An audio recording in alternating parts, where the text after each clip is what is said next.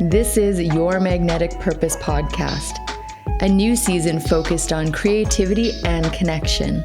We'll use tools like human design, tarot, and astrology, and see what happens when you let your natural rhythm lead.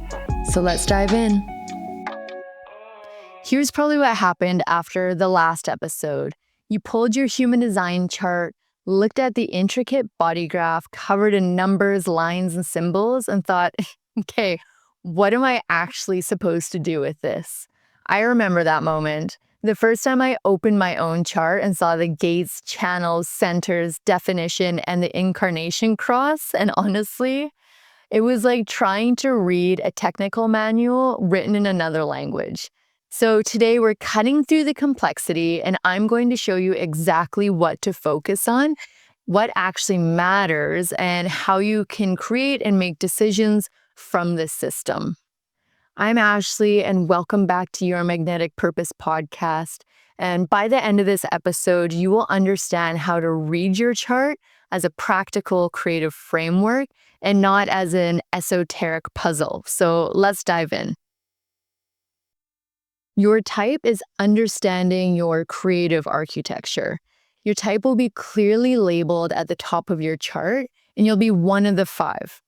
First up is a generator, and they make up approximately 37% of the population. A manifesting generator, and they make up 33% of the population. A projector, and they make up 20% of the population. And a manifestor, who makes up 9% of the population. And the rarest of all types is the reflector, and they make up just about 1% of the population. So your type describes your energetic architecture, the fundamental way you're designed to interact with the world and with creativity and your momentum. Generators are built for sustained focus and mastery. They're designed to find something that genuinely lights them up, and then they go deep. Your creative power comes through response and refinement, not through constant initiation. When you're working on something that is correct for you, you have access to sustainable energy that others don't have. The mistake that many generators make is trying to operate like a manifestor. They're constantly initiating with new ideas without waiting for something to respond to, and that creates frustration and burnout. And then there's manifesting generators. These are the multi-passionate accelerators. You are designed to move quickly and test multiple approaches, but find the efficient shortcuts. You're also the responsive type. But once you respond to something that is correct, you move at double the speed. You're like the Energizer Bunny. But you're not scattered. You're designed to have multiple threads going all at once. And the key is responding to what actually excites you and not just chasing the next shiny object. And then we have projectors. You are the natural system thinkers. You are designed to see patterns, guide energy, and direct others. You are not here to generate energy the way that generators do, but you're here to focus and amplify that energy. Your creative genius comes through recognition. When the right people see your value and invite you into opportunities, that is when you thrive.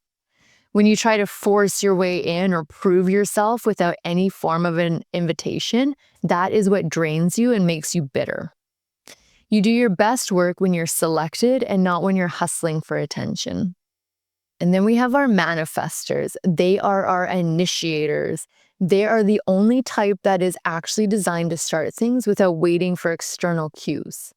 You have this capacity to create momentum from absolutely nothing. But the nuance is you work best when you inform people of what you're doing and the people who are going to be impacted by your actions. You're not asking for permission, you're just informing them of your next steps. This reduces a lot of resistance and creates a smoother execution for you. And then we have our reflectors. These are the environment samplers. You are designed to take in and reflect the health of all of your surroundings. You're deeply attuned to energy, which makes you incredibly perceptive, but it also means that you need time and space to process big decisions. You're not designed to make quick calls. You need a full lunar cycle, which is approximately 28 days, to gain clarity on major decisions. So the question you want to ask yourself is, when am I not forcing myself to work a certain way? Does this description match how I actually want to operate? If you're a generator who's been trying to initiate like a manifestor, you're probably experiencing chronic frustration. And if you're a projector who's been grinding like a generator, you're likely facing reoccurring burnout. Understanding your type shows you where you've been working against your own design. Next, you're going to see your strategy, and these are the mechanics of the right timing. Directly below your type on your chart, you'll see your strategy. This is the mechanics through which you are designed to engage with opportunities. Each type has a specific strategy. If you're a generator or a manifesting generator, you are to respond. If you're a projector, you want to wait for the invitation. And if you're a manifestor, you are here to initiate and inform. And then reflectors, you're going to wait a full lunar cycle. Again, that's 28 days. But let me translate this into practical, creative terms. If you're a generator or a manifesting generator, your strategy is to respond. This means your most aligned opportunities, your best creative ideas, and your strongest work, all of that comes through responding to external stimulus and not through forcing initiation. This could look like seeing a piece of work that sparks a concept you want to explore, or a client presenting a challenge that immediately activates something in you, or having a conversation that suddenly crystallizes a direction that you've been considering. You're not meant to sit on an empty room and manufacture inspiration from nothing. You are designed to engage with the world and respond to what calls you. This doesn't make you reactive, it makes you efficient. When you're responding to something that genuinely is correct for you, you have access to sustainability and to creative energy. If you're a projector, your strategy is to wait for the invitation. And I understand this can sound very limiting. But what it actually means is you do your most impactful work when people recognize your value and specifically ask for your insight or leadership. This doesn't mean waiting passively. It means developing visible mastery in your field. It's about being clear about what you offer and allowing the right people to see you and invite you into the right opportunities. When you try to force your way into spaces without being recognized first, you often feel and are met with a lot of resistance. But when you're invited in, the doors open easily. Now, if you're a manifestor, you are designed to initiate. You can create opportunities, start projects, and generate momentum independently. But your second strategy is to inform the people who will be affected by your actions. And this isn't about like asking for permission. It's more of a strategic communication. When you inform people before you act, you reduce the resistance and you create a lot of alignment from those around you. If you're a reflector, your strategy is to wait a full lunar cycle, which is, again, approximately 28 days. And this is before making any significant decisions. You don't have to wait 28 days to decide what you want to eat for breakfast. This is a big impact decision. This gives you time to experience the decision across different emotional and environmental stages. For major creative pivots, partnerships, career moves, this gives you a full cycle. And what feels true at the beginning of the month may shift towards the end and vice versa. So that's why it's important to wait. The question to ask yourself is, have I been operating according to my strategy? Or have I been following what I think I should do based on conventional productivity advice? Most creative advice is written for manifestors. Just start it, take action, make it happen. But if you're not a manifestor, which majority of us aren't, that approach will completely drain you.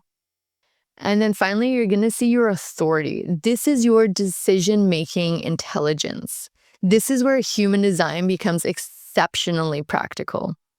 Your authority shows you how you're designed to make decisions and how you're designed to do it through your body and not necessarily through your mind. Your authority will be listed in your chart and is usually just below your strategy. The main types of authorities that you'll see are sacral authority, emotional authority, splenic authority, ego authority, self-projected authority, environmental authority, and lunar authority. What you need to know about each one of these is the sacral authority, which is generators and manifesting generators. You're designed to make decisions through a gut response, a physical, nonverbal intelligence that happens to be in your body before your mind even has an opportunity to engage. This often sounds like a mm-hmm or a mm-mm. And it is immediate, it is visceral, it might even speak before you even have the opportunity to do it. And this is because it bypasses rational analysis. When you're considering a creative opportunity, notice, does your body feel energized and open and like warm and you have butterflies? Or does it feel contracted and resistant? That is your authority speaking. Next, we have your emotional authority. Any type can be emotional authority. This is just somebody who has their solar plexus defined. You are designed to wait for emotional clarity before making big decisions. Your emotions move in waves, and what feels right for you in one state may feel completely different in another. The key is to experience the decision across multiple emotional states: excitement, calm, doubt, confidence, and wait for the consistent knowing to emerge.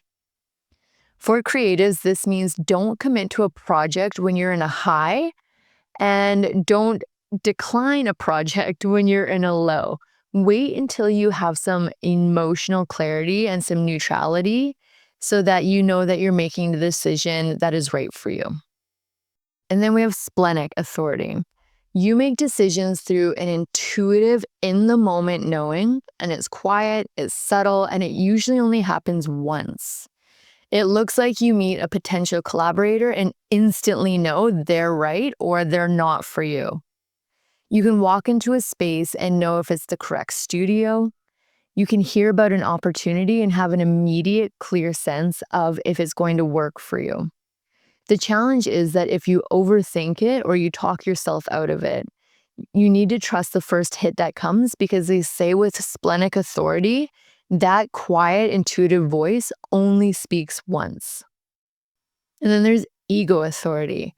You are designed to make decisions based on what genuinely serves you and what you truly want, not what you think you should want. This isn't about being selfish. It's about understanding what commitment you can actually sustain and what you will genuinely move your work forward. So you want to ask yourself, do I actually want this, or do I think I'm supposed to want this? And then you have your self-projected authorities, and this is for some projectors. You gain decision-making clarity by hearing yourself speak. Your truth emerges through articulating your thoughts out loud. You find trusting people and you talk your way through them to help you with your decisions, or you can record yourself speaking about the choices that you're looking to make. You'll hear the truth in your own voice. And then we have environmental authority.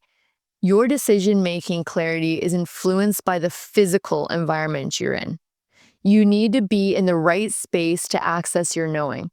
If the decision feels unclear, change your location. Go to a different room, make a different cafe stop, go outside, notice if your sense of decision shifts at all. And then we have our lunar authority. And again, this is only going to be for reflectors.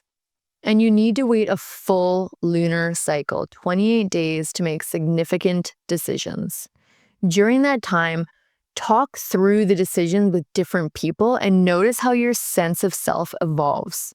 The right decision will reveal itself throughout the process. A question you can ask yourself is, have I actually been making these decisions from myself or from the environment around me? Am I going through mental analysis and pros and cons list, or through what my authority actually says? Most of us were taught to make decisions with our minds, with logic, comparison, rational weighting of your options, but your authority is pointing to a different information of intelligence, one that is somatic, intuitive, or emotionally informed. When you begin making your creative decisions through your authority instead of your analytical mind, the quality of those decisions really start to impact you for the positive. So let's address some common misconceptions that I get when I am doing my readings for all of you. One would be, my chart says I'm a generator, but I don't resonate with that. You might be a manifesting generator. Manifesting generators are technically a subtype of a generator, but they operate at quite different temperances. They're much faster, more multi-passionate. So maybe check your chart again and make sure that your timing is correct. And also make sure that it's an AM or PM. That can really change a lot of things. Alternatively, you may have been heavily conditioned out of your natural design. We're taught to initiate, to hustle, to push. And if you're a generator, that conditioning can override your natural rhythm and it can give you a little bit of a sense of not knowing who you are. So just give it some time. I'm a projector and this feels restrictive to me, the whole invitation conversation. I get it. I totally understand. But the invitation is based on strategy. It isn't about limitation. It's about efficiency, and some of the most influential creatives and leaders are projectors. The strategy isn't about passively waiting. It's about doing exceptional work, being visible in your mastery, and allowing the right opportunities and people to recognize and select you. It's actually more efficient and it helps to open more doors than trying to force yourself in. Next is, I don't know my exact birth time. This one comes up quite a bit. So your type typically remains consistent, but your authority can shift depending on your birth time. If you don't have your exact time, read through the different authorities and notice which one really feels like it lands with you and is how you actually are making your decisions. You can also try to obtain your birth time information from your parents, your birth certificate, or the hospital in which you were born. Next one is, this feels like a lot of information. Then let's simplify it. Focus only on your type and strategy for the next 2 weeks. Notice how this shows up in your creative process, and your authority can come in a little bit later. You don't need to understand everything all at once. Integration happens through observation, not through intellectually mastering all of this. They say that it takes 7 years to go through the full deconditioning cycle, so give yourself some grace and some time. So I have a little experiment that I want you to do. Can you tell that I have a line 3 in my profile? I want you to head over to yourmagneticpurpose.com, pull your free chart, and identify your type, strategy, and authority. And then for the next 7 days, just simply observe it. Do not try and change anything just yet. Just notice, when do you feel the most energized in your creative work? How do you naturally make decisions when you're not overthinking them or wondering how they're going to land with certain people? What happens when you work with your design versus against it? Run one small experiment based on your design. If you're a generator or manifesting generator, this week, only commit to creative projects that produce a genuine gut response. Notice what shifts in you. If you're a projector, focus on visibility and mastery. Put your work out there and practice waiting to be asked instead of pushing yourself into opportunities. See who shows up. If you're a manifester, before initiating your next project, inform the people that it's going to affect.